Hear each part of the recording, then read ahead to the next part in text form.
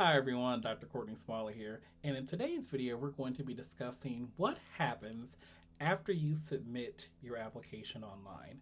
Now again, there's a lot of behind the scenes that you as job candidates don't typically see, but today I'm going to give you a full picture of what happens so that way you can better prepare for what's going to happen during your next job search. So through this video we're going to discuss once you have created your supporting documentation, your resume, your cover letter, all those great things, and what happens on the behind the scenes after you submit your application. Let's get started.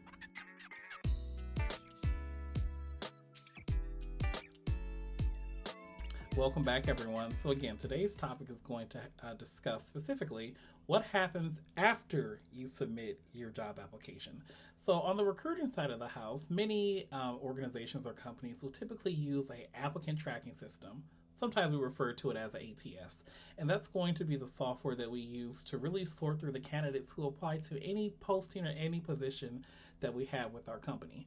On the back side of the house, what we typically see is a list of candidates who have submitted their documentation to be reviewed by the recruiters, folks like myself.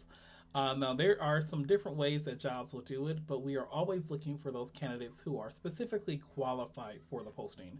So sometimes when you apply to a role, they're going to ask you some preliminary questions such as, do you have a bachelor's degree in said area? Do you have 5 to 7 years in a certain area? Do you have a certain license or certification?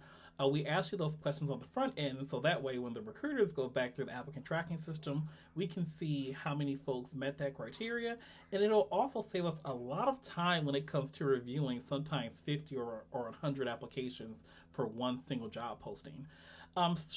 Shortly after we decide to go through that list of applicants who applied to that posting, I can't speak for most recruiters, but a general sense of them will typically go after the first 20 that are listed. So in another video, I'm going to talk about why you should probably aim to be within the first 10 or 20 applications, because a lot of recruiters are going to look directly at those first 10 or 20 who specifically apply.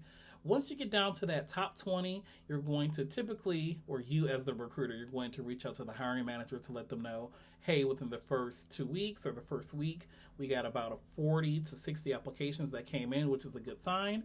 And we have at least 20 that I have identified who are qualified that I'm going to schedule phone interviews with. It's a very, I would say, delicate relationship between the recruiter and the hiring manager.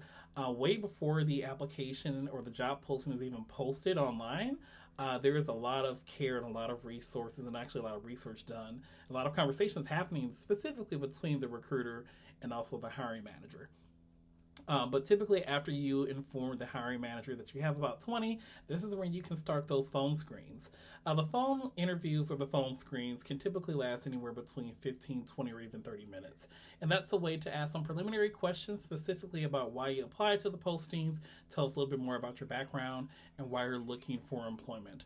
I never encourage applicants to talk about money or salary questions unless you are prompted by the recruiter. I'm going to create another video in the future to talk a little bit more about salary negotiations. But again, try not to get caught up when that question comes up.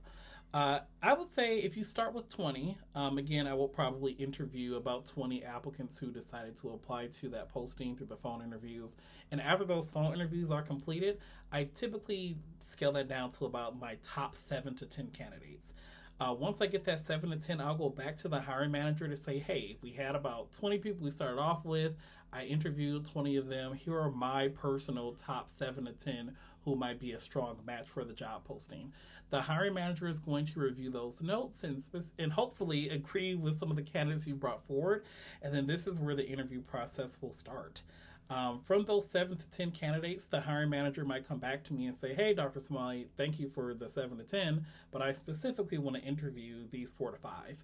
After that has been determined, it's my job as the recruiter to set up the interview packets, ensure that all of the interview panel committee members have the questions ahead of time, your resume, your cover letter, and then I'll reach back out to those top 4 to 5 to schedule what that conversation looks like.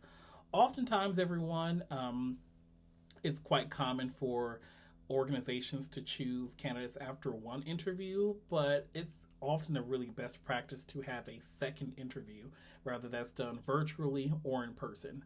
So those 4 to 5 that we talked about earlier, after completing those first round of interviews, it's quite common that the hiring manager may come back and say, hey, we've interviewed 4 to 5. I want to bring in now my top 2 or my top 3. And after that assessment is complete, typically the interview committee and the hiring manager will come together to decide their candidate of choice. So throughout this entire process and timeline, I also get a lot of questions about what's the typical duration. There is research out there that will suggest that in today's economy, it's taking job seekers about 40 to 45 days to find a job.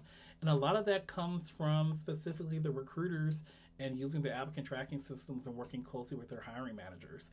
A couple of years ago, when I was working in the private sector, it would take me roughly about 25 to 26 days to hire someone. But in this current climate, it's a little bit more challenging.